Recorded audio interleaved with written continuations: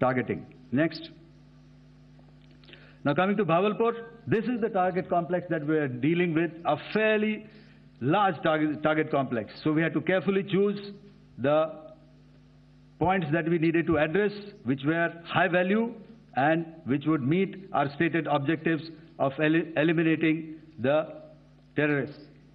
I would like to draw your attention to this red canopy, and in relation to that, I would cover the targets. One target system is a series of buildings here, other one here, and other one out here. Next slide, please. This is how it looked before, and this is how the building looked after the impact of the weapon. And orientation in relation to this red canopy, you can see here. Next, please. Before, next, and after. The roofs have completely collapsed. Next. This is the target system. Next.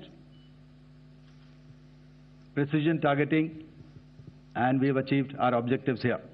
Next. All right, so that was what we did on the 7th. Our objective was to address these two terrorist camps, and that we did with precision. And thereafter, we maintained a robust air defense posture, because remember, our objective was to target the terrorists and terrorist infrastructure, not any other infrastructure, not the Pakistani military, not the Pakistani any other infrastructure. So that is what we have maintained on the 7th of May.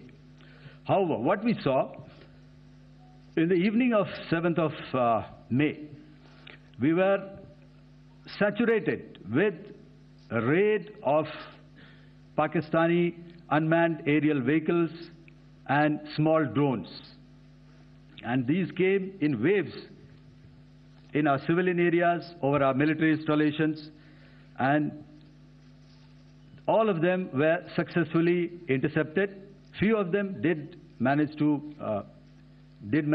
land. However, there was not much damage that they did. And we have our robust counter-US hard kill and soft kill systems which did the job. However, the difference here was that we had targeted the terrorists. The adversary now has targeted our civilians and the military infrastructure. So it had to be responded to. So in a quick and calibrated response, that very night, we struck their radar installations at Lahore and close to Gujranwala, the LYT installation, to indicate to him that we are ready, yet we do not want to escalate. Our fight was with the terrorists and not with the Pakistani military establishment. Thank you.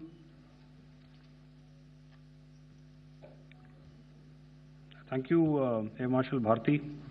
So, ladies and gentlemen, he's outlined operations not only on the night of 6th and 7th of May, when Operation Sindur commenced, but also on the subsequent night. Being well aware and familiar with the congenital and impulsive nature of our adversary, and even though we did attempt to reach out and communicate our compulsions to strike at the heart of terror to my counterpart in the immediate wake of Operation Sindur, the request was brusquely turned down, with an intimation that a severe response was inevitable and in the offing. We were, of course, prepared. Operations on the 7th and the 8th, Air Marshal Bharti spoken about. On the night of 8th and 9th of May, they flew drones and aircrafts into our airspace all across the borders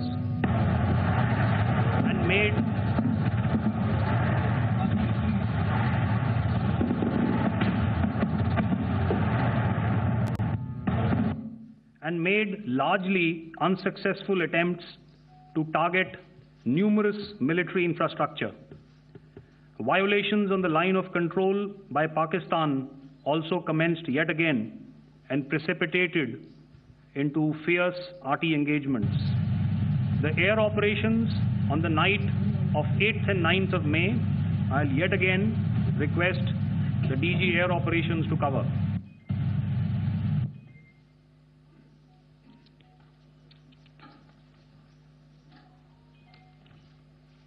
So I just covered what happened on the night of 7th and 8th.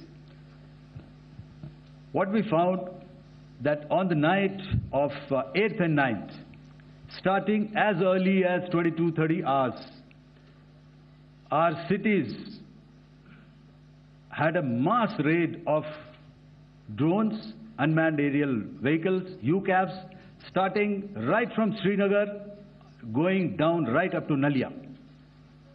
It was a mass raid in waves, and it was relentless. However, we were prepared, and our air defense preparedness ensured that there is no damage on ground or to any of the intended targets that the enemy might have planned for. The difference between 7th night and 8th night was that on 7th night, he sent in his Jihad class of UAVs. However, these UAVs can go some distance, they are armed.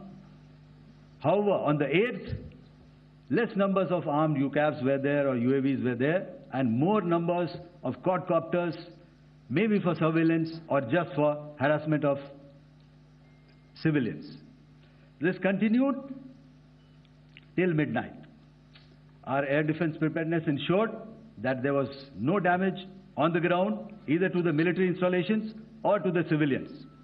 However, the enemy had yet again shown that he wanted to up the ante and he wanted a fight, and we were up to the task.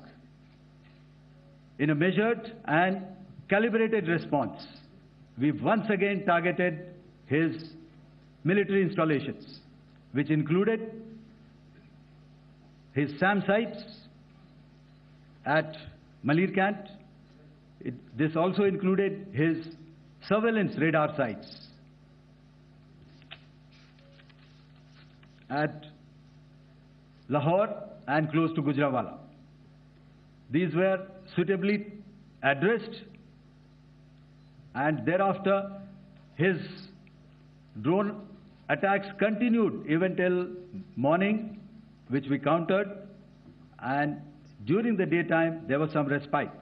Here I would like to bring out another aspect. What we found was that while the drone attacks were being launched from somewhere close to Lahore, enemy had allowed his civilian aircraft to also continue to fly out of Lahore. Not only his own aircraft, but international passenger aircraft, which is quite insensitive, and we had to exercise extreme caution, even at the cost of some tactical disadvantage, to ensure that there is no damage to any of the civilian aircraft. And this was also brought out in our press briefing during the day. So I will now hand over to my colleague to cover the events of 9th onwards.